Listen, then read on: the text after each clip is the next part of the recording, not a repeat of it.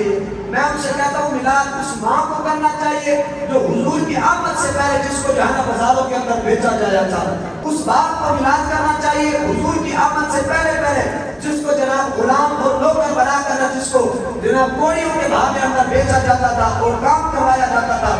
اس بندے کو اس غریب کو میلاد کرنا چاہیے جو حضور کی آمد سے پہلے پہلے مکہ کے اندر جن کو لگانا جاتا تھا، مدینہ کے اندر جس کو کوئی پوچھنے والا نہیں تھا، جب حضور آئے تو حضور نے آ کر غریبوں کو بھی مقام عطا کیا، حضرت بلال حبشی جیسے غریب کو بھی جناب کعبے کی چھت پر چڑھا دیا، اس بندے کو میلاد کرنا چاہیے۔ میلاد اس بیٹی کو کرنا چاہیے حضور کی آمد سے پہلے پہلے جس بیٹی کو جناب زندہ ترور کیا جاتا تھا، جب آمنہ کے لال آئے، مدینے کے تاجدار ہے، تو نبیوں کے سردار ہے، رب کے دلدار ہے، امت کے غمخوار ہے، بے قصوروں کے مددگار ہے، تو پھر حضور نے فرمایا کہ اب بیٹیاں زندہ ترور نہیں ہوگی، تو میں اب بیٹیاں جو ہے نا وہ جنت کا تخت و تاج بن گئے۔